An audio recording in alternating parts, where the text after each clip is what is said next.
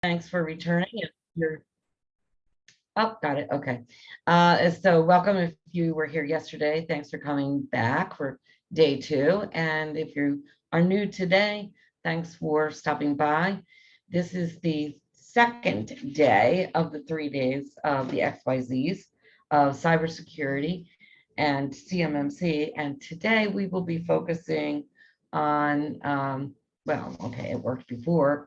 Of course, it worked when I was doing it before. There we go. Okay. Anyway, today we will be focusing on cybersecurity from the small business perspective. We have a representative CISA with us. And then tomorrow, again, is the CMMC practitioner perspective about what's to come on that. But we will be mentioning much more, or focusing much more today on cybersecurity.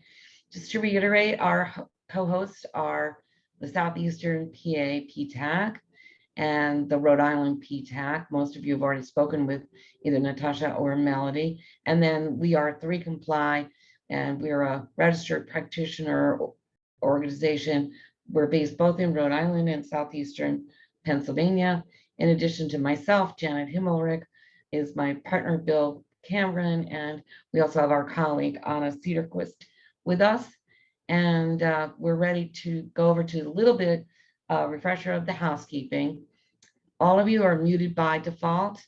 So therefore, if you want to ask any questions, we will ask you to put them in the chat, but we have a little twist on that.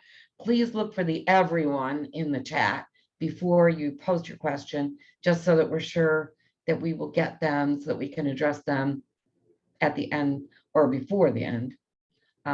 We will be using several anonymous participant polls just to kind of gather information for you all to share, as well as ourselves, in helping you along the journey that everybody's on. So they're designed so that you can share information amongst all of us. There is a question and answer session as well. And we'll give you ways to contact everybody. This session, as you could see, is being recorded, as was the one yesterday. And then there are free resources that we'll make available as well. Just to recap briefly what we did and talked about yesterday, it was the False Claims Act in particular. And it can be used if you're not compliant to the DFARS rules. And those are the DFAR rules sections that are most likely in your contracts. And 7012 is the one that is being looked at for cybersecurity in particular. And if you aren't in compliance, they have been out there since 2017. So if you've been entering your results of your NIST 800-171 self-assessment, if you've been entering them with a high number like 110 and you really don't have the evidence to support that, you could find yourself really in a precarious situation. And there is now the availability to use the False Claims Act, which, if you recall what Kara said yesterday, it is a rule that, or a law rather, that comes from the Civil War period, but it's very handy. It can be used to fine and penalize. So it's a very important part. And I think today you'll see from Mike how there are legal ramifications, but there's also significant business impact, both for misrepresentation of the scores you put into SPURS, which is for the Department of Defense, but it's also a significant business impact to anything you do as your operating company. So we will hear why cybersecurity matters to all businesses, no matter how big or small. And I think one of the messages that Mike will give us is you can't just write a check and it'll all go away. So now we're going to just do some quick polling, kind of level set for the day. This will be interesting, I think, for Mike as well. So if you're ready, Jake, we're ready. There we go. So do you have a specific cybersecurity policy? That's just a straightforward yes or no. Okay, and I don't know.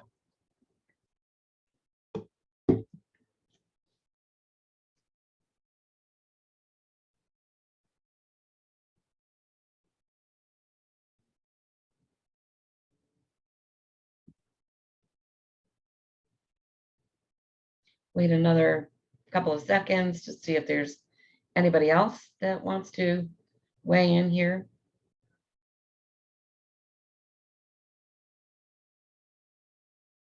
So I think we can tie this one up, Jake. So that's a very good sign. 2/3 of our participants today do have a specific cybersecurity policy, but there's still a good amount of you, almost 1/3, that either don't have one or don't know whether you have one. So that's an important thing. You'll hear today about why you should have some policies. So the next poll, this one is going to be regarding about whether you know what the steps are to report a security incident when it is mandatory. So that's a question that is also really important. If you are compliant to DFARS and the section 7012, you really should know what the answer to this question is.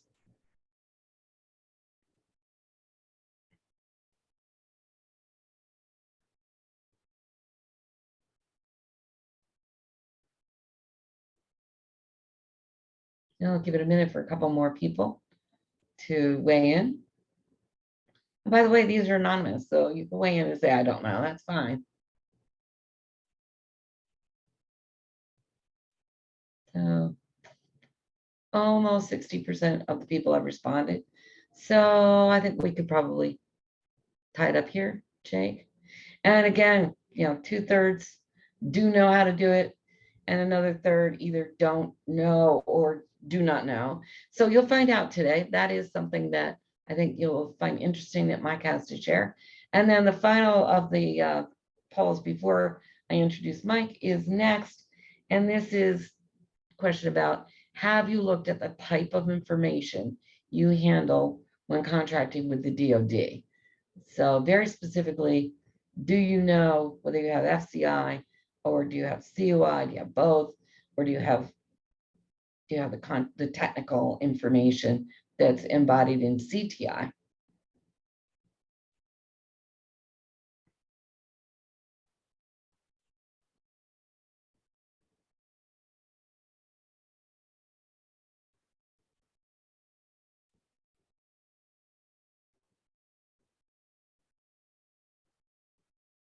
Give it a couple more seconds. Let a couple more people weigh in.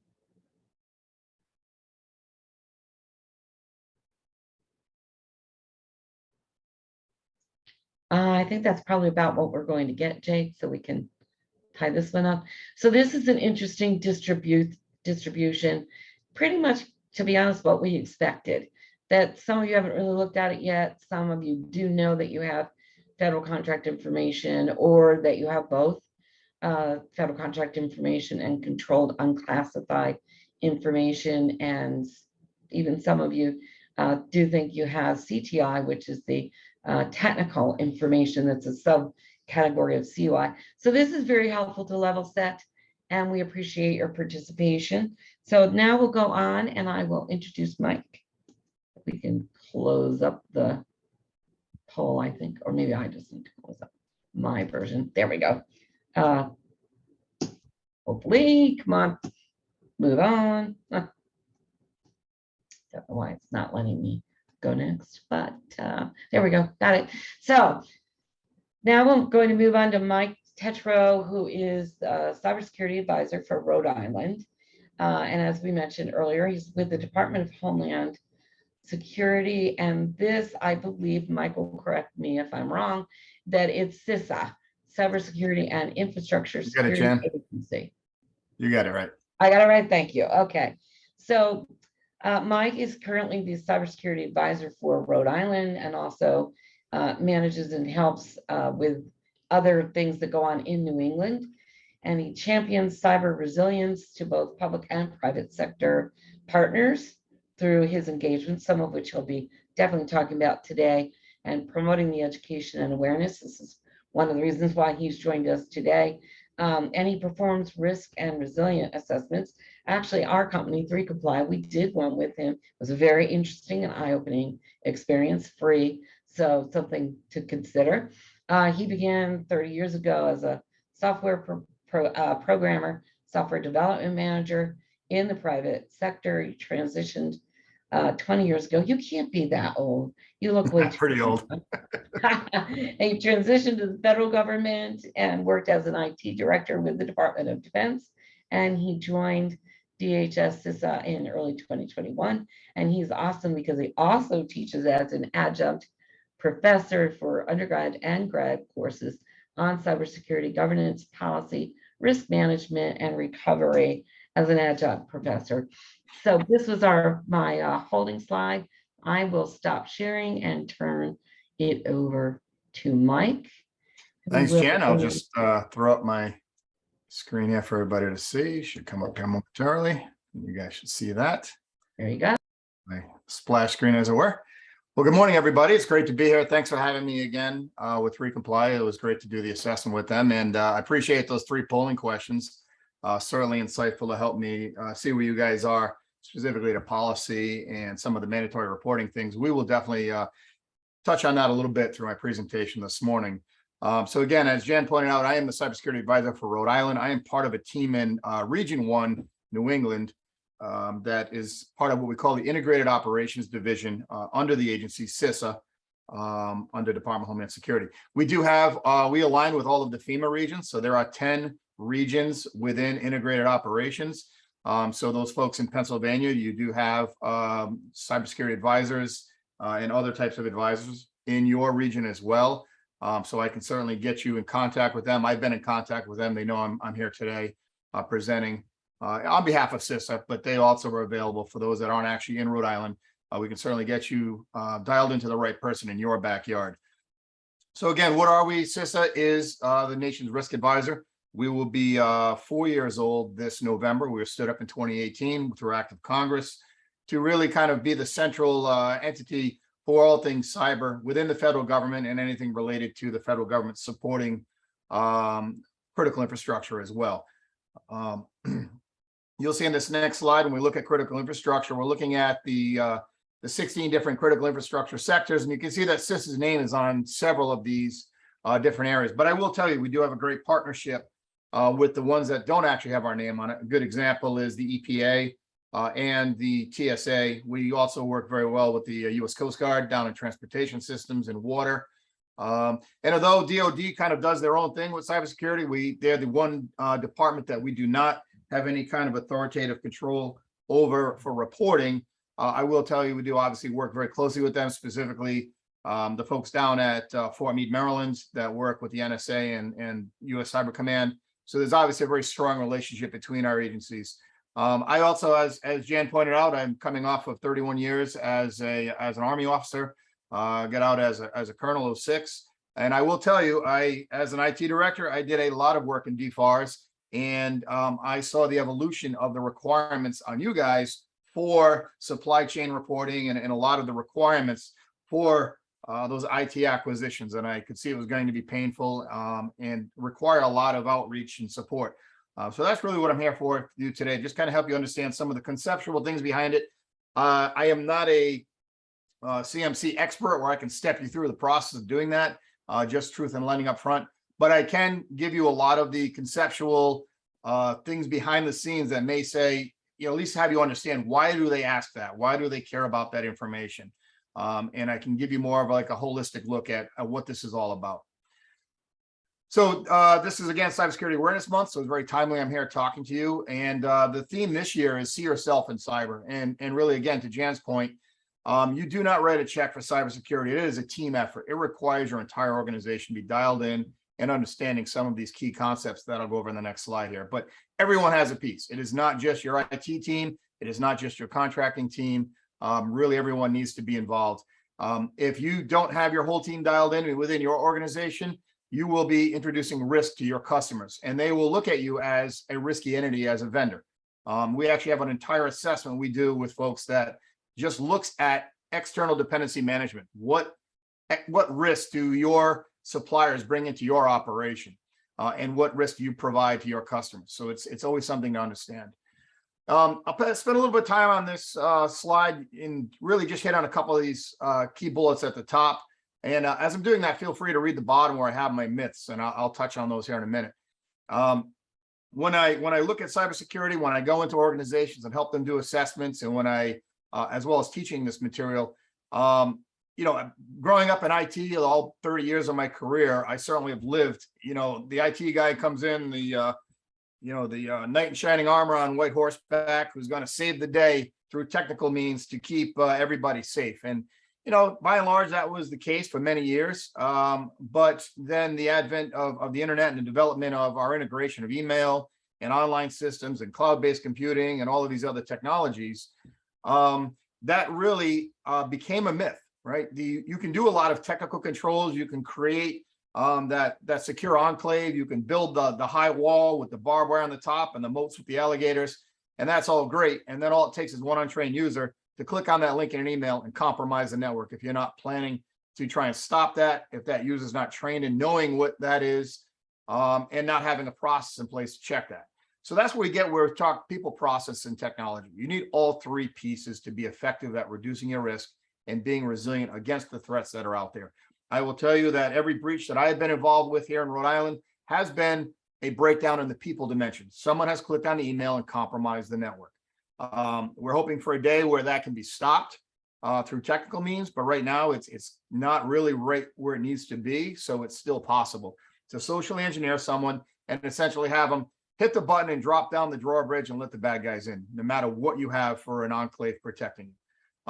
We also like to see processes as well that backstop things from happening like that. You see this in banking very frequently when people try to socially engineer somebody to change out accounting data for their bank accounts, to try and take over someone's accounts and steal money that way. You know, in a bank, typically, if someone's trying to do a transfer or do a wire transfer, they only can go to a certain limit. Then they need a second level approval, a third level approval, and that kind of thing. So that's where you see a process really kicking in to help prevent a breakdown in the training or the people that may have gotten socially engineered into doing something they wouldn't normally do. When we look at cybersecurity, we also like to look across these three dimensions of CIA, and that's not the federal agency, but that's this concept of confidentiality, integrity, and availability, right? What we generally dial in on, most organizations dial in on, is this availability dimension. They want your IT director or whoever your third-party provider is for your information technology. I need all my stuff available when I get on. I don't want to wait for an update. I don't want to have that system down. I need to get to it 24/7. We really spend a lot of time, effort, and resources on keeping that availability dimension up, keeping that website up, whatever it may be. And that's good. That's important, obviously. But it really should not be at the behest or the decrease of the other two dimensions, confidentiality and integrity. The three have to stay in balance, right? Very similar if you have it on project management, right? You have to keep scope, time, and cost all in kind of in balance. It's very much the same here with confidentiality, integrity, and availability. You also want to ensure that whatever information you're handling, it's confidential, stays confidential. It cannot be taken out of your organization. It cannot be breached. Similarly, you don't want that data to be modified in any way. If there are design plans, you don't want them modified. If they're connecting to operational technologies that are controlling valves and switches, you don't want to have that integrity violated. That's what we saw with the Ozmont water facility, where the integrity of the soda ash in the system was put way off the charts to basically make the water poisonous. Same thing with the Colonial Pipeline. They shut down the pipeline because they could not be positive that they had a breach in their IT network, that it had not spread over into their operational technology network. And they were concerned that there would be an integrity violation in the pressure levels of the pipeline. And they didn't want to risk having that pipeline explode. So they shut it down for a few days to validate that everything was good and they didn't have an integrity violation on their systems. So again, all three of those are vitally important. And why these are important is the biggest breach we see right now is, again, ransomware. I'm sure you've all heard of this. And ransomware takes, some malware, introduces it into your environment. First thing they'll do is kind of have their way working around kind of cloak and dagger in your network, seeing where all of your good information is. And if it's really great stuff and it's highly confidential, let's extract that out of the network without you knowing first. And then we'll encrypt it all so that you don't have it available to you. So we'll take away your confidentiality and your availability. And of course, if you have operational technology, we may go in there and mess around with the settings and violate the integrity of your system. So you've got those three areas that you really need to be cognizant of to protect, right? So it's very conceptual. confidentiality, integrity, and availability. You have to think across all three of those dimensions. When I do assessments, I frequently am talking to the IT directors, and they get it. Most times they get it, or they're along the way to getting it all. The challenge they have is they're trying to implement these controls, and as you implement controls to reduce risk or control risk, it makes the system less convenient to use. So what do? They get pushback. Hey, you can't do that. Don't do that. I can't do my job. You don't have the authority to do that. There's no policy to do that. You get every excuse in the book. And what it comes down to is the leader of the organization needs to understand, obviously, you need to have a balance between the controls and being able to function as an organization. You can't lock things down so solid that people can't do their job. But you certainly need to have a conversation, a business conversation, where you discuss the merits of the controls versus the availability. And leadership needs to be involved in those. And really, ultimately, they're the judge, jury, and executioner that says, thou shall do it this way, and sign those policies. So it was good to see that on that first poll, 2/3 of you were aware that you do have a cybersecurity policy. The next follow-on question would be, does that policy reflect reality, or is it just kind of a generic thing that you took and kind of put your name on? It's always good to look at those policies and see if they truly address risk mitigation in your organization and really help you operate in a secure manner. When we also go and talk, we also talk these two concepts of risk and resilience. You've been hearing me talk about risk, so I'll start with that one first, right? I've oversimplified with this formula. There's obviously much more complex formulas for risk, but ultimately, if you boil it down, it is threats times vulnerabilities. If I am if there are no threats against me, which is unusual, let's just say there are none, and I'm highly vulnerable, 0 times 100 is 0, so I have no risk. Conversely, if I have 0 vulnerabilities and there's 100% threat, my risk in theory is a 0 as well. Obviously, those are two extremes that don't reflect reality. You have to work at finding the balance in there somewhere. So you can understand where your vulnerabilities are, and that can be technical vulnerabilities through scanning of software. It can be vulnerabilities in bad processes. It can be vulnerabilities in untrained users, again, across that people, process, technology dimension. And that's one piece you need to look at and understand how to reduce those vulnerabilities. But the other piece a lot of organizations do not really do is the threat piece. They truly don't know what is the threat against our particular business sector, our infrastructure sector, or our organization based on where we are and what we do. There's a lot of great information out there to do that. There are a lot of information sharing groups that do that. You can also get a lot of that threat information from the DoD itself through your partnerships with those entities that you support. But it's important to know what the threat is against your organizations. You may be patching vulnerabilities that are important to do, but may not be where the real threat is against your organization. A good example of this is we typically, for those in the IT field, you can scan your environment for vulnerabilities within, let's say, the Microsoft Windows platform. And it'll give you a list of all those vulnerabilities ranked by as critical, high, medium, and low as defined by Microsoft and some of these other entities that do that. So logic would, as traditionally said, patch the criticals, then work your way down to the highs, then the mediums, then the lows. And of course, a lot of organizations just never get to the mediums or the lows. They just don't have time. And the old adage was, well, as long as your score gets below a certain line, you're good. Your risk is acceptable and you're all set. We've proven that that is not how reality works. What we're actually seeing is that the threat actors are actually packaging multiple low and medium vulnerabilities into an exploit kit and using those, and not really using the criticals and the highs because they know everybody's watching those particular vulnerabilities. And we now have developed on our website a downloadable form you can get to, or a spreadsheet that has this data.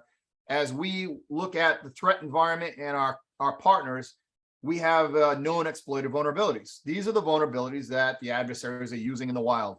And those are the ones you should really make sure that aren't in your environment, because they are being exploited and people are becoming victims of that.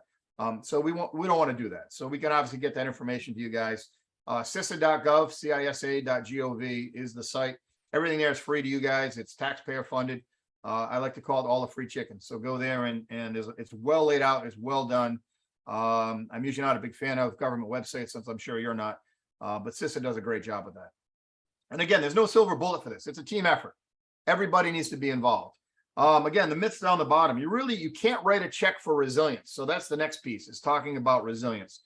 When you think resilience, if you're resilient to different viruses and getting sick as a human being, whether it's the flu or COVID or pick whatever, you don't just write a check and magically you don't get the flu, right? There are things that you do.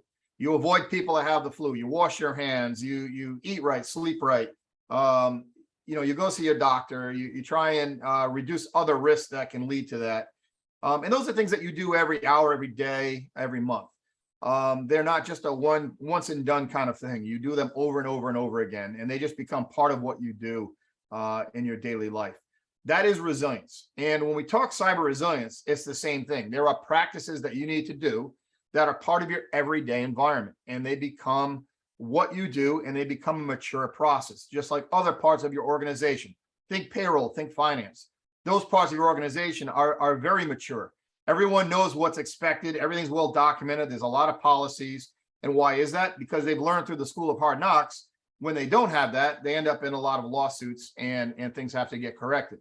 So they end up being best practices and building that maturity into that system. So that's what you want to get at. You want to think resilience. The other piece of resilience that's important is what happens if you do you've done all the hard work to reduce risk and be resilient, and you still become a victim. Then what do? Well, you have to know how to respond and recover. And if any of you look at the NIST cybersecurity framework, there's 5 phases to that. And I'm sure you'll see some of that come out through your process with the DoD. There is the identify, detect, protect, right? That's all we call left of boom.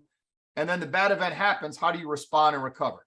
And having a response plan and a recovery plan is really critical, along with just having that cybersecurity policy. We've had organizations that have been hit with ransomware. They've had a great incident response plan that they've tested and validated and have been back up within hours with no impact and never having to pay the ransom. And it's like the bad guys never knew anything happened.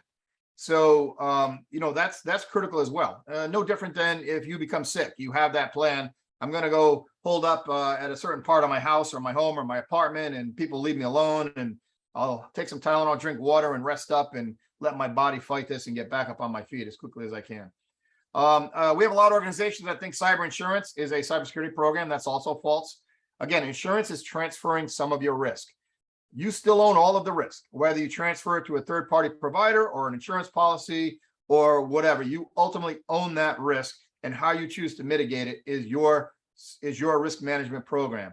Cyber insurance is a way to transfer some of that risk, but it is absolutely not a cybersecurity program. And if you hear people saying that, they are grossly misled on what they should be doing. Same thing with cloud-based. If you guys are using a lot of cloud-based providers, that's great. Cloud-based does some good things. Why run your own Microsoft Exchange environment when you can pay Microsoft to do it for you? And being as large as they will, they'll probably do the best things that they can do to protect you. But smaller cloud-based companies, maybe not so much.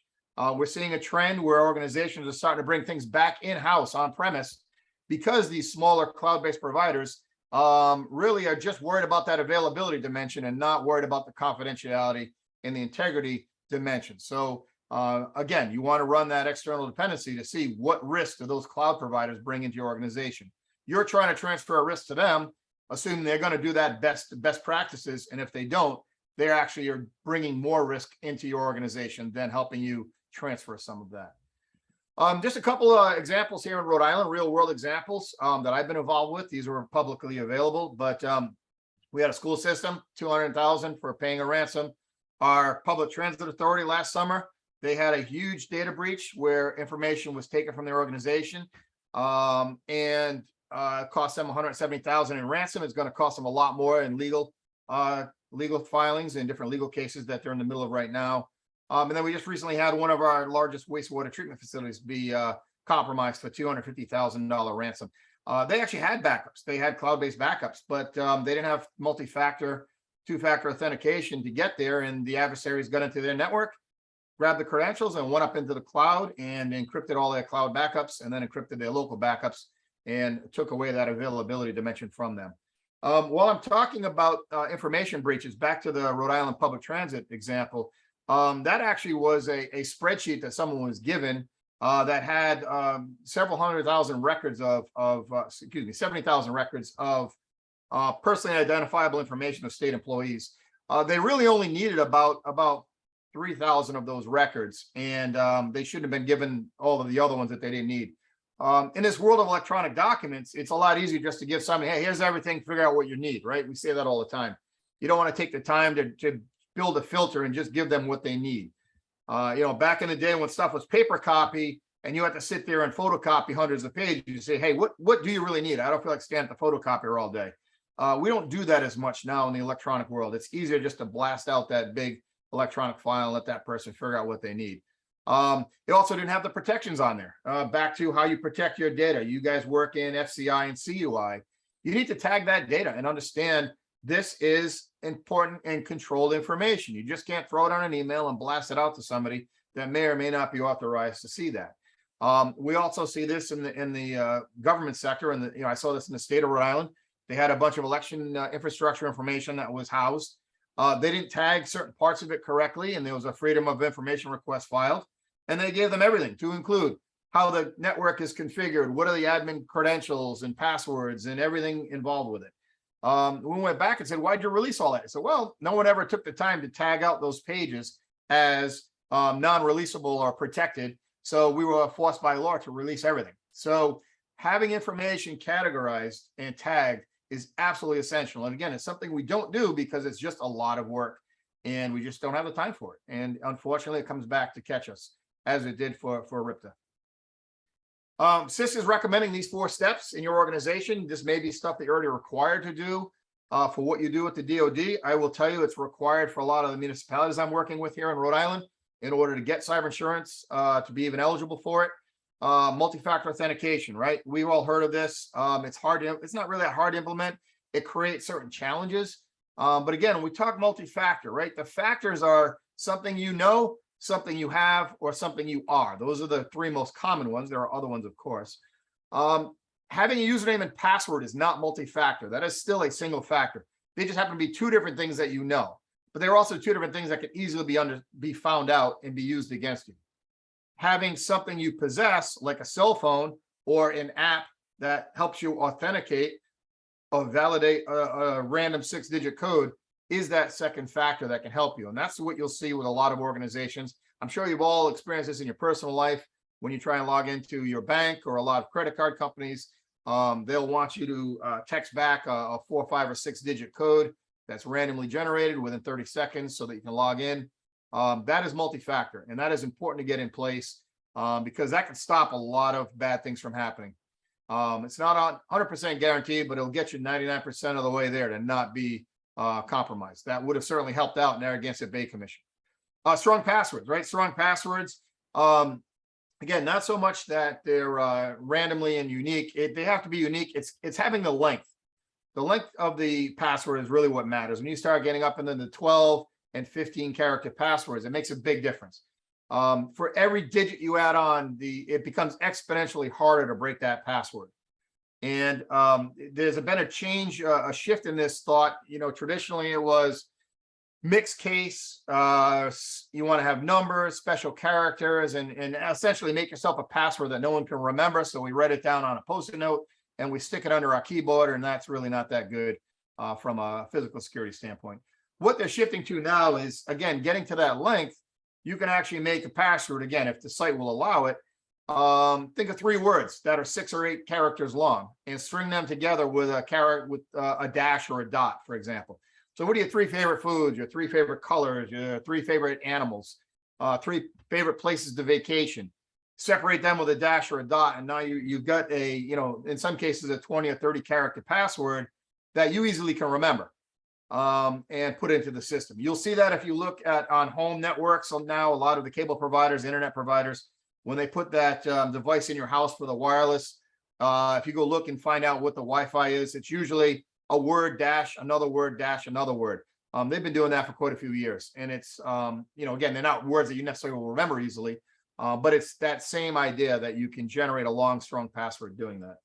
Also recognizing what spear phishing is. Understand that site is bogus, that you don't want to go there. If you're working with the DoD, it should probably be coming from a .mil address or going to a .mil website. If you're going to something at a .com or a .org, I would be suspicious if you're trying to be doing business with the DoD. The .mil and the .gov extensions of the internet, those two high-level domains, are very tightly controlled. Anybody off the street cannot go and just get a website address that ends in a .mil or .gov. There's a vetting process that goes on for those. So it's much better if you're going to those sites versus a .com or a .org or any of the other extensions that are pretty easy to just get if you're willing to pay the $20 for the domain name registration. So be aware of that when you get emails that go to those types of sites, and be able to look at things like bad spelling, bad grammar, trying to use threatening language. We're going to cut off your contract if you don't do this. Generally, you're not going to get those kind of threatening things from the federal government unless it's really been something you've been going back and forth on for a while. They usually don't come out of the gate guns blazing on those kind of messages. So again, be skeptical. Information is knowledge is power. You want to be informed of that. There's a lot of great examples of that on the CISA site if you want to help educate yourself on what recognizing and reporting phishing looks like. And of course, update your software for those admins on the call. You want to update that. Also do that on your personal devices. I know it's a pain, but you really want to get in the habit of doing that because it truly does patch a lot of vulnerabilities that are exploited. And you just don't want to be that person who compromised the network because you just didn't feel like updating your work phone or your systems. A lot of organizations now, if you don't update within a certain amount of time, they brick the device so that it's non-usable. That's what CISA does. We usually give it about 3 days, 4 days to update our smartphones, and then they get cut off from being able to work until we get around to doing that. Real quick, I'll just go through. I know in the interest of time here, I'll move this along, but we have these resources on our CISA website. Again, we have a lot of cyber hygiene services you can sign up for and take advantage of for free. We have a team down in Virginia that can help you do some penetration test assessments, some website scanning assessments, even email spear phishing assessments of your organization. They're not enduring forever, but they certainly can give you a baseline of where you're at and help you understand how your organization is performing against those critical tasks. We also have the Shields Up campaign. We began when the events in the Ukraine began. Again, that's a great, right on the main CISA page, click on there and it'll help navigate you into some great, well laid out resources that you can look through and take advantage of to help reduce your risk and improve your resiliency, along with our resource hub. And we have training and exercises and some other great products that are out there. And certainly your cybersecurity advisor can walk you through some of that. Again, this is just a quick look, Shields Up. I'm not going to read it all. This is kind of what you'll see when you go to the page, right? Guidance for all organizations, really good stuff in there. Recommendations for those leaders on the call, things you should be looking at as a leader in your organization.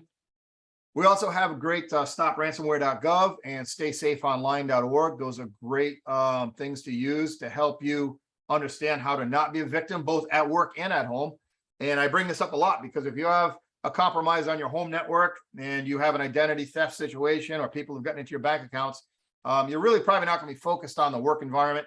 And now you're not going to be available to your organization to help do whatever it is you need to do for your company. So that becomes a risk to the organization as well. We also have good information on what to do if you have been hit by ransomware, how to report. I think that was one of the other questions. You generally probably reporting up to your local law enforcement or your local FBI office, and they'll help you work through the criminal element of that. And you may also be required to report some of that to the DoD as well. Again, the 4 things we talk about: multi-factor, update your software, think before you click, and strong passwords. Those are the 4 things that are absolutely important to do to help reduce your risk, improve your resilience. We also have some additional resources that we do. These are some of the assessments that I do as a cybersecurity advisor. They do have them. You can download them, do them on your own. We tend to, for the first time going through these, we like to encourage people to reach out to your local CSA and help them facilitate and walk through the questions and help you understand the so what of the question. Why is that question important? What is that question really asking? Are we truly doing that 100%? Are we getting to do it? Are we in the early stages? Or we do it, but we don't document it? Those kind of things come up in these assessments. And then we also have some technical assessments as well you can run internally to get a better idea of your technology. Again, more training and exercises. We do a lot of tabletop exercises. We do things where we will help you validate your response plan. You may have a great cyber incident response plan. Okay, let's set up a tabletop and walk through a scenario and see if that plan really kind of plays out the way real world events happen for organizations who do have a breach. And again, Fed VTE, I'm sure you guys have access to that, as well as some of these other training tools that are out there for you and your organization. Again, these slides will be available for you guys. That's my contact information. I'll stop sharing now. I can get those slides out to you. But again, there is, if you go to CISA.gov, you can easily get in there and figure out where your local cybersecurity advisor is and how you can reach out to them and take advantage of them. Obviously, if you work with the team at 3Comply, they can get a hold of me and get us connected, and I can help steer you in the right direction to get you through that. And again, I'll make the slides available to Bill and the team so that you all can get that information and be able to start using that now. And I will pass it back to you, Jan, and open it up for questions. Thanks, Mike. Yeah, we do have plenty of time for questions. So please feel free to unmute yourself and you can ask any questions you like from Mike and get a conversation going if you like. Are there any questions in the chat? I don't think so. I've got the chat up. I'm looking at it. So yeah, throw it in there. I can do it, or they can talk on the line. Right. So does anybody have any questions? I don't see any yet. I think there is always that question, Mike, of the information that is gathered, if it's vulnerability scanning or even if you do an assessment, how is that secured so that, you know, the government? Yeah, I'm glad you brought that up, Jan. Yeah, so what I do like about the job I have at CISA is that I actually I'm not out to sell anything, which is great because I'm not the best sales guy other than selling free stuff. I'm good at that. Our services are taxpayer paid for, they're free. If you're supporting the DoD, you obviously can pick up those services as well. But whatever we talk about is considered part of the nation's critical infrastructure. And as such, anything that gets collected is put into our critical infrastructure database, and that is protected under Title VI of US law. And that was put in place by Congress that protects that from any type of FOIA request or court order, or for that matter, anybody outside of DHS or CISA trying to request that information is denied access to that data. And within 60 days of any kind of assessment that we do, where we're actually going to put data into that system, the data is actually anonymized so that it erases any tie to whoever that particular entity was, and strictly will just tag it as whatever critical infrastructure sector that organization belonged to, and some of the statistics about the size of the organization, but any reference to the actual name is wiped out of that system after the final reports are closed out, and we've done that. So again, it's nice to have that conversation. Again, not an auditor, not an inspector. Another great part of this job is a lot of times I go into my pre-work for an assessment, and people are wondering, well, what do we do if we get a low score? I said, there is no low score. It's looking at, again, a maturity scale. Where are you on a 0 to 5 on a maturity scale? And in 10 different areas, where are you from a maturity standpoint? And how do we help get that process more mature? So there is no score or grade that is actually collected or assessed. Certainly nothing that would be available to be used for you or against you at all. That's really helpful. Yes, go ahead, Bill. One question that we heard people ask in the past is to do about the free vulnerability scanning service that's offered. Can you talk a little bit about that? Yeah, so we have a team down in Virginia with the headquarters of CISA, the vulnerability management team, and they actually are several. There's a few thousand people down there that actually can help coordinate with you to do different types of vulnerability scans. We have what's called a cyber hygiene program. Again, they can do, nothing's internal. It's nothing that's done on your internal network. It's all done externally to show you what you look like on the internet to an adversary and what you have to potentially be compromised to do that, whether it's a vulnerability on your website or an untrained user that is inadvertently letting people into the network, or other incorrectly configured firewalls and network architectures. So the team does that down there, and you could actually request that directly from the CISA website. It's vulnerability@cisa.dhs.gov. But I would certainly recommend, if you're interested in working with CISA, that you try and partner with your local cybersecurity advisor wherever you may be in the country. And I'll get that question in chat in a second there, Melody. So the vulnerability scans are actually something that's available. I like to do them in partnership. The team down there is really good about letting us know if someone reaches out to them directly, and we can help come in and do those additional conversations and help you have more of a holistic plan at reducing risk. So again, something you can sign up for yourself. The plan to educate kids on cyber hygiene, really, we don't go target, we're not out for kids specifically, but we do have on the Shields Up campaign on the CISA website, we do have an entire section on there on how to have good cyber hygiene practices at home. So those are all out there for kids. We do have some part of our outreach team that does work with the K-12 organizations that support schools to help get some of those cybersecurity and cyber safety programs out there.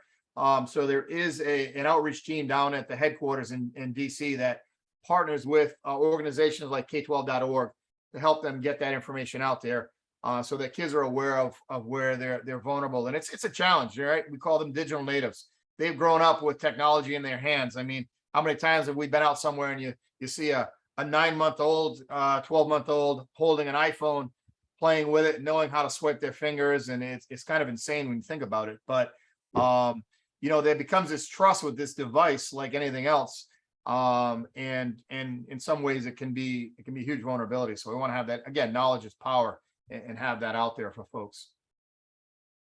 Mike, I have another question. It seems like the questions in the chat are coming directly to me and not to everybody as an option. Okay. The next question is, talk about special challenges for remote workers and cyber management, please. The challenges for remote workers. So challenges you're going to have, two of the things I think are off the top of my head with remote working is to bring your own device, right? Are they working on their personal device and they're working with sensitive company information that's being stored on their local device, right? And I hear people say this, oh, well, I only store things in the cloud. I only store things on my OneDrive or my Google Drive or whatever you have for your company. And while that may be true, what's actually going on in the background is those files are being housed in a file structure that may not be visible to you on your actual physical device in your home, but I can guarantee you those files are sitting there. They have to go somewhere. As you're working on a document, you hit save, it saves somewhere, and then it has to replicate up to that cloud storage area. So you do have those files kicking around on those computers. If that is a personal computer, you have a challenge now of, is that computer completely updated, or is there a vulnerability on there? Do they have a vulnerability in their home network, firewall that would allow someone to get in there? The other thing to keep in mind is if you work in the federal government, a lot of what you do is transparent. We have to have transparency. The federal government has to divulge every vendor they're working with. And in many cases, what size contracts they're working with, what type of contracts they're working with. And now they go, okay, let's go to that company's website. Oh, okay, let's see. All right, we know who the CFO is. We know who the CEO is. Let's go see where they work and work their way in. Believe me, there's a lot of time and effort done in that open source intelligence to figure out who are some great targets to go look at. And if they're on their own devices in their house, that can be a concern and be a problem. The other thing is, how are they connecting in? If they're connecting into your network from home, are they doing that over a secure connection? Are they using a virtual private network, or are they just kind of connecting over a web browser? How is that information moving? We tend to look also at data at rest. If their laptop, if someone breaks into their house and just is in there for a standard theft, they don't realize they have all this sensitive information on a laptop or a desktop computer or a tablet, and that device is stolen. How do you protect that? Is the data encrypted on that device? Even though it was connecting to a cloud storage, how do you protect that locally cached data? how is that data protected as it moves from that person's home through the internet, through a public commercial internet, back to your corporate headquarters or wherever they connect into. So yeah, it's a big challenge. It's a large risk. A lot of organizations are going with thin clients so that the data never actually resides on your computer. You're essentially looking at a remote desktop, if you will. You're looking at a shared screen that is actually running on a server inside of a protective environment at the company's headquarters. And really all you're doing is just manipulating the mouse and keyboard clicks through a secure connection, but the data is actually never being housed on that local device. So that's a way a lot of organizations are going to protect their information. And now you don't have to worry about it being a personal device, because that data is actually not even being stored locally as they work on it. So that's just some of the things off the top of my head with that. And again, a lot of that has to be covered by policy. What's your company policy, right? And what are the ramifications of not doing that? We also see this challenge with multi-factor authentication. A lot of people like, I don't want my personal phone to be used to do MFA to connect into my company's headquarters. If you want me to do that, you give me the device to do it. You give me the company cell phone, or you give me some type of a standalone device that I can actually do that with. So that becomes another challenge for organizations as well with the remote workforce. I've got another question, a little bit more detailed. We've been developing a device, building efficiency sensor, getting the horror stories about IoT devices being an entry point for cyber attacks. We've tried to be very security conscious. What testing or certification is available to get a third-party eval of the security of our product? CISA doesn't do we don't do third-party eval for vendors. That's not in our core group of what we do. There are companies out there that will do that for you, that can actually do that software evaluation. There are standards that are out there. That's currently not something it is something that CISA certainly is aware of and is concerned about. It is not a free service we offer right now, but it is something that I'm just going to look. There are a lot of organizations out there that'll do what kind of software development process do you have, and can walk you through what is considered secure software development and best practices. I think, hold on one second. Great question. I know that we do have stuff about that regarding, what are best practices, software bill of materials, as we call it, securing the software supply chain, recommended best practices. I can throw this in the chat for you. We do have documents on our website that talk about it. We don't provide that as a free service as of right now, but we certainly can help you be informed, be an informed consumer as you go out and look for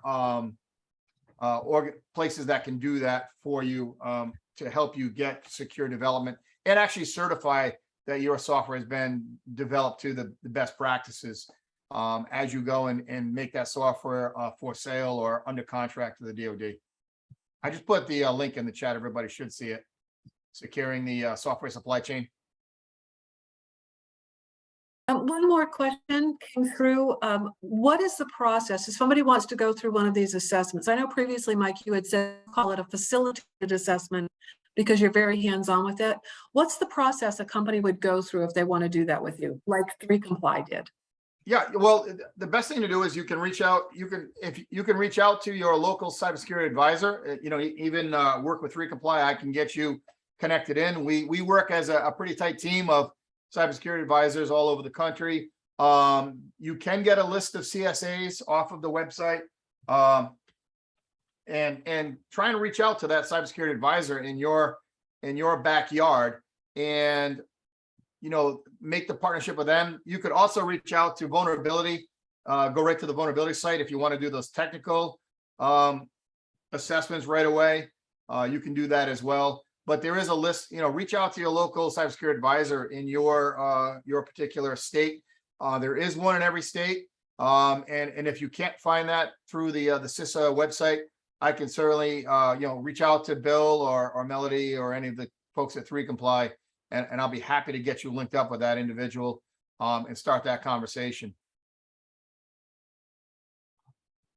Speaking of assessments, could you just tell a little more? It was new to me about the external dependency risk assessment. Is that something new? Yeah, or so what does it include? yeah, the external, what we call EDM. Hold on one second. I actually have I'm going to just put it in the chat here. This is all of the CISA regions. This is the link to all of the CISA regions. Obviously, I'm region 1 in New England. We follow the FEMA regions. They typically will start with whoever the regional director is. There's a regional director for all of the 10 regions. And you can reach out to that regional office, and we have somebody dedicated in each regional office to get you linked up with the appropriate person. Again, that's a quick way to do it. If you don't have success there, certainly reach out to 3Comply or myself, and we'll get you guys hooked up to the right folks. So go ahead, back to your question, Jan, I think it was. Yeah, it was me. I was interested, that seemed new to me, about the external dependency risk assessment. So we have a few different assessments. The big one we do is called the Cyber Resiliency Review, and it's 10 different domains that we look at. And one of those is we call EDM, External Dependency Management. We also from there can do that asks some kind of basic questions, but from there you can actually do a deeper dive. And we have a separate assessment that is entirely external dependency management. And again, that's looking at those vendors in your supply chain that could potentially introduce risk. Obviously, if it's software development, hardware development, what risk do they bring to your organization as a supplier? You also can look at something like, what risk does an external IT company that supports you bring to the equation? If you outsource your payroll, if you outsource your human resources systems to a vendor, what happens if those systems are not available, right? I've talked to school departments and they said, oh yeah, we have this little, small town cloud-based HR vendor, and they were down for 2 weeks. I said, well, what happened? He goes, well, it was terrible. We couldn't do any processing of new employees or promotions, or it really in some ways affected payroll and benefits. And I said, was that acceptable? They go, no. I said, well, why aren't you shopping for a new vendor, right? Or take it back internally. That's what a lot of other companies are doing now. They're taking things internally because they've done that assessment and said, you know what?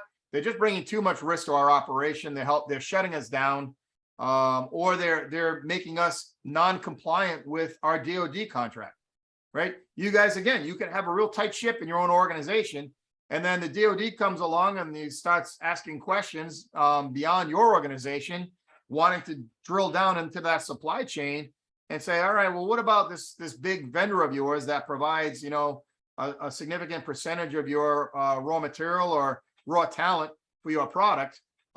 Did you know that they're a Chinese-based company? Oh, we didn't know that, right? So those are the kind of things we look at. Those are the questions we'll ask, and go do some digging. And in a lot of cases, it'll help you understand what needs to be in your contract language as you partner with your suppliers that help you bring your product to market to the Department of Defense. I will tell you, that is what the CMC program essentially is for the DoD. It is an external dependency management program. It is an EDM program to find out what risk you all bring to the DoD as vendors of the Department of Defense. Exactly. And it is a particular area that I'm personally have been very interested in, about the managed service providers and whatever else you want to call them, managed security, Right. Service provider, whatever they are. But almost every company today has something that is being managed by somebody else. That in terms of CMMC, there's a heavy dependence on what that service provider is actually able to do. That's why I was really interested in this risk. And Jan, to that other point, it also is really important to understand if they're a cloud provider, for example, ask them, where is our data being housed, right? Yeah. And I don't know if you guys remember, that's why Zoom was originally blocked on the DoD when the pandemic hit and everybody was jumping on to different products. I've been using Zoom for a couple of years in my online teaching, and like a dummy, I had some of their stock and then sold it before the pandemic, but I was like, what a dummy. But anyway, it was blocked because Zoom was started by a gentleman from Cisco who had ties to China. He was a Chinese national and had ties there. Not that he was a bad guy, but the Chinese government gave him, hooked him up and said, hey, we'll give you some, we'll give you some funding to build a data center to house this data. And we're like, yeah, that's not going to be good for government data being housed on a data center outside the US. And that's why Zoom was blocked. They since wanted to work with Zoom to say, hey, it's a great product, but we need to secure where that information is being housed. And they went through a validation to show that if you use zoom.gov, that is going to that data center that the US government has control over, and it's actually physically in the United States of America. You get the same thing in Europe with GDPR and some of those other regulations that are going on. Information that leaves the country is very concerning. What information do you have that is not within the confines or the jurisdiction of the United States of America, right? If you turn to the FBI and that you want to have them help you out, but the data is being housed in Russia, good luck. Good luck getting to that information. So you need to understand that when you're signing contracts with these vendors. Those are the questions you need to be asking. And I would say, don't even just take their word for it. Say, all right, show me, give me an address, or let me know exactly where that's being done, or show me a certification document, because you'll be asked to prove that as well. Absolutely. And a very important point, managed service providers, I think they're an underestimated part of the supply chain for people who are looking to demonstrate their cybersecurity resilience, their compliance to these frameworks, and then particularly CMMC. You really need to dig it down into your vendors. So I'm glad to hear that there is such a risk assessment available. That's very handy. While we're talking about that, can you give us all a definition or a feel for what the government considers private critical infrastructure? Private critical infrastructure. In other words, what a private company is bringing to use for contracts for any of the agencies of the government, what would be considered critical infrastructure? Anything that goes to those 16 critical infrastructure sectors that I put up at the beginning of my presentation. So whether it's obviously Department of Defense, we have water, wastewater, electric grid. There's again the 16 of them. Let's see if I can get that up again for you. But we are concerned anybody who's related to those 16 critical infrastructure sectors. Yeah, let me just do a quick share again real quick. And this is what we consider critical infrastructure, right? So there you have it. We actually have a whole part of our team that just does chemical sector. They go and look at companies that if they have certain quantities of chemicals over certain thresholds, they have to have certain protections in place because they can be used as WMD, for example. So they have a choice. You either put the protections in place or they get shut down, or they reduce the level down below the threshold, and then they don't have to have that same level of protections. So that's one example. Commercial facilities, right? The telecom, we had the famous, was it 2 Christmases ago now? The guy set off the car bomb right by the 2 AT&T facilities down in Tennessee, in Nashville, right? One building was completely destroyed. The other one actually was not destroyed because it was built to Cold War nuclear blast standards and actually survived. But we have a team that will go out and assess structures and say, hey, this is a critical node. If this building is demolished through acts of nature or intentional harm, these are the ramifications it's going to have in this sector of the country. So we'll come out. We have protective security advisors and physical security folks that'll come out. We're actually doing a lot of partnership with FEMA to help them on the cyber side.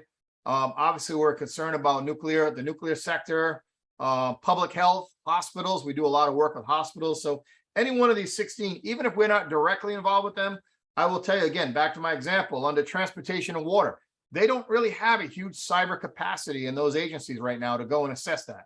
So we're providing an assist, right? In Rhode Island, I've done assessments of the water sector of all the major water providers in the state. But I work with, I'm in partnership with the EPA. The EPA is the regulator. I'm not a regulator, but I can help the water sector understand what they should be doing while the EPA comes in and can do their regulations, and they're starting to develop cyber regulations as well. Same thing with TSA and the U.S. Coast Guard.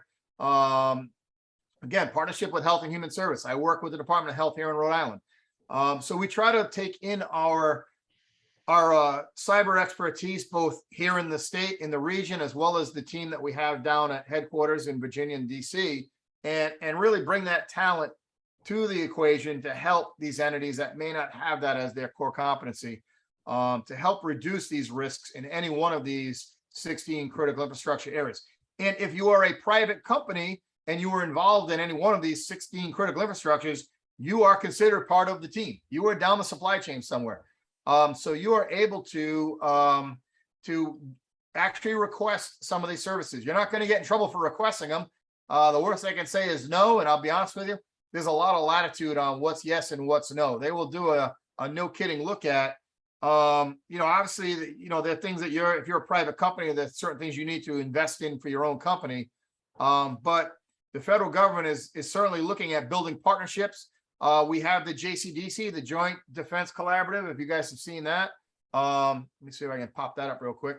And again, we're starting to build this public-private partnership with organizations that are not considered public. They're private sector, but it's a team effort, right? At the end of the day, it's a team effort.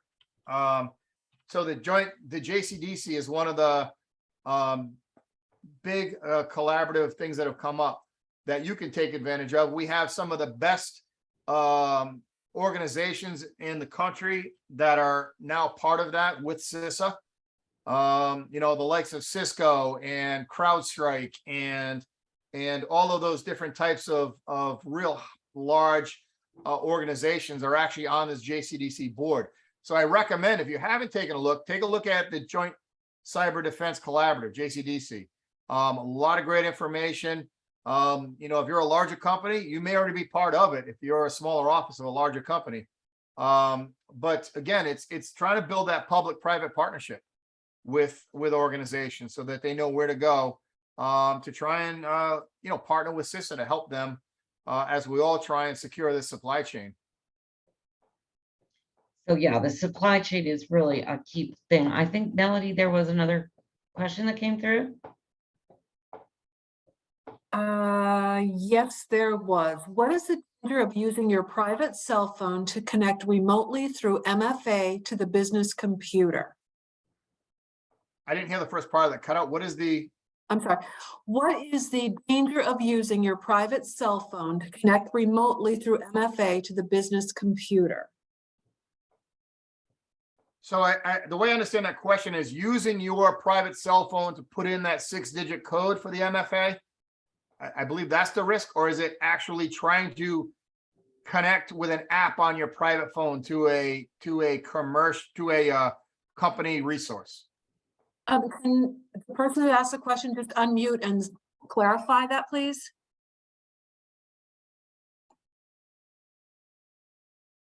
Yes, hello, Well, thank you. Yeah, go Yeah. ahead, Claudia. Hi, this is Claudia Hatte. Thank you so much. I just wanted to ask if there is a danger for someone that is working remotely using your own cell phone to access the computer, your job computer. Is there any danger on that, or should I ask the employer to get me a cell phone? Yeah, so I'll answer 2 ways. So the first way I'll understand the question is if you're actually using an app or you even using the web browser on your personal smartphone to access a company system, that has a lot of inherent dangers in it. And I would probably recommend against doing that if you can. I realize there's an investment. A couple of things with that. First of all, you're not sure how to secure that connection because if you're on the enterprise IT side for your company, you have no idea what other apps are installed on that phone. I know the Apple platform's a little better controlled, but it's not perfect. The Android platform is available to sideload apps where you can put in applications that don't come from the Google store that potentially could have malware and those kind of things in there. That could be looking at that connection, looking at that data on your device, as well as the data that's leaving and transiting a network to that corporate system. So again, not a lot of good things there. Typically, if you're going to have your employees if you're going to want them to do remote work over a smart device, whether it's an iPad or a Chromebook or an iPhone or an Android phone, what I would recommend is have them be issued a corporate device. And when you do that, have a management controls in place to control remote. There's a lot of different products out there that will do, they call it MDM, mobile device management. And, we have that, for example, with CISA, right? I have my personal phone, but I also have my CISA issued smartphone. And on there, they have mobile device management. They have the VPN connectivity that is managed remotely. And if I install an app on there, it either won't install, or if it is, it'll get removed immediately after it gets installed because it's not authorized to be on that device. So I have confidence that when I'm conducting business on my iPad or my corporate issued iPad or phone, that information is secured on the end device and is secured in transit while that information is moving from my portable device, my personal device, up to the business enterprise networks. The other thing it affords you is if that device is lost or goes off the network or has not been updated, it can be bricked, as we call it, right? You can take that device offline, you can lock it so that it can't be used for anything other than a phone to call into IT support to get the update done, to get it rejoined back into the enterprise network. So I would shy away from, again, BYOD is great, but there's a lot of inherent risk with that because you do not have the controls because you don't have those systems in place. It also brings up legal questions too, right? It's their personal device. You can have them sign an agreement, but you don't have the authority to wipe out their device on them, right? If you think that they lost it and you wipe it out and it has all of their personal information that they didn't back up, now you've got another problem. So it's super convenient. I'm not going to say that it's not super convenient. It's cost effective. Again, 2-3 years ago, there's this huge push for BYOD, and that was, the second coming of the greatness of IT, and it was going to save companies all kinds of money, which it did, until the lawsuits started flying out of stuff that wasn't secured correctly and information was lost, right? Your information is your most vital resource of your organization. It is your most expensive resource. If you lose it, you cannot go out and buy it again, right? You can replace IT devices. You can replace personnel when they leave. You can replace facilities when they need to be replaced. When your information is gone, it is gone. You cannot replace it. So I would discourage from doing that. Now, the one thing where I have seen is a personal device used to do multi-factor authentication from, say, a corporate issued laptop, right? All you have is your personal phone, and it'll send you that text code, and you're putting that code in on your work computer to authenticate into their environment. Less of a risk there, to be honest with you. It's really not, from a technology standpoint, not a big problem. Obviously, there is this burden on the employee to actually have their own smartphone. So what happens if an employee says, I don't have a smartphone, I don't believe in them, I don't want one, you can't make me get one. Now you're like, okay, how do I do multi-factor authentication with them when they don't have a personal device? I'm either going to have to give them a device or give them something that they can use, like a smart token, to be able to do the multi-factor authentication. Hopefully that answered both questions. I think so. Thank you. I Thank you. have one other question for you. If anybody has any to tie up with Mike, please put them in the chat. But Mike, you did start out early in the conversation talking about cyber insurance and kind of how you've been involved in that. It is tough for small businesses to afford cybersecurity insurance. So do you have any comments about what you guys do and how you might help people get insurance? So cyber insurance, it's funny. I want to say maybe 15 years ago, I thought about dabbling back out into the private sector, and I had interviewed at a large insurance carrier based here in Rhode Island, and I was talking about cyber insurance. I'm like, oh, great, we're going to go out and do assessments. No, you're just going to go out there and tell them we have it, and it's free. It's just an add-on to their policy, and just make them feel good that we're a great company. I'm like, oh, that's kind of dumb. So that's we didn't continue that interview, but sure enough, that's what was happening, right? The insurance companies were adding that on to existing policies to show that they were competitive. Honestly, it didn't cost them anything they're like, well, we don't have any way to claim this. Like nobody's making claims. So this is great, right? We add this extra feature that doesn't cost us anything. Then all of a sudden the ransoms started happening and they were paying the ransoms. And now these carriers start having these policies that they had signed on with, and they're starting to pay out, hundreds of thousands of dollars, millions of dollars. Beasley Insurance is one of the bigger ones, carriers, at least in the New England region. They go back and look at it and they said, oh, wait a minute, this is now becoming a loss leader for us. We're paying all this out and we're not getting the money back in. So what's the first thing to do? They either drop it as an option or they crank up the premiums to try and recover some of their expenses.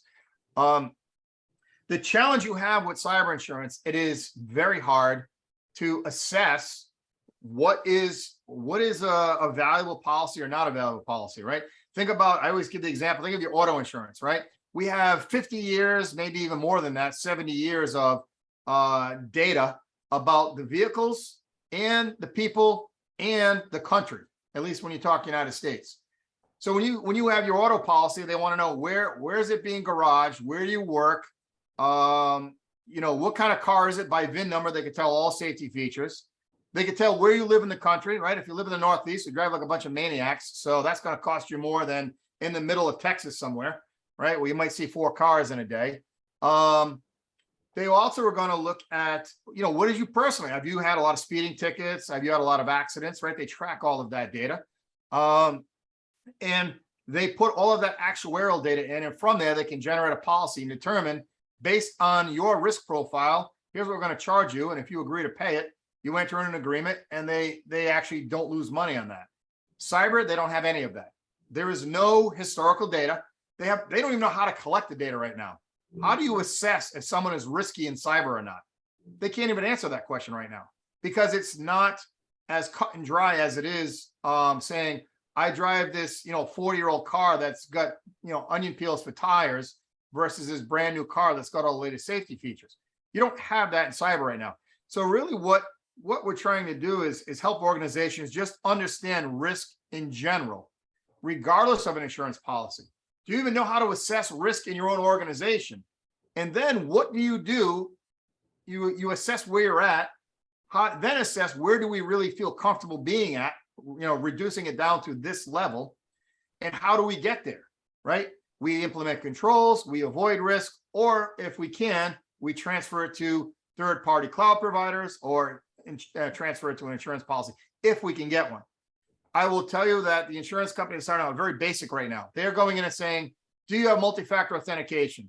Do you have strong passwords? Do you have an awareness training program? Do you have software updating, right? Those 4 things we've been pitching to people. You've got to have at least those 4 things going before they'll even talk to you. We had a school system here that was trying to get insurance, and they literally were held up in the process until they implemented multi-factor authentication. That was the one thing they needed, among several other things, but they were having difficulty implementing it. So until they got that implemented, they were not getting their policy, and they went without a policy for several months, which made everybody very uncomfortable because they felt like they didn't have a safety net. There are organizations now that are just not going to get cyber insurance, no matter how much they want to pay. They are uninsurable. Kind of like those people who drive like maniacs in crappy cars get put in the risk pool. Insurance companies will touch them in a risk pool, and then they get to a point where like, you're just not insurable. You will never get insurance. And of course, we know they drive around without insurance, but in the business world, it doesn't work quite like that. You need to start thinking about your risk. Where are you at? Where do you need to be? And again, that's what CIS is here to help you do, is understand risk. There's a lot of companies that can do that as well. It's understanding risk, having a risk manager, right? When you look at banking, for example, they have huge risk management teams, right? We have Citizens Bank has a huge office here in Rhode Island. I used to work for them.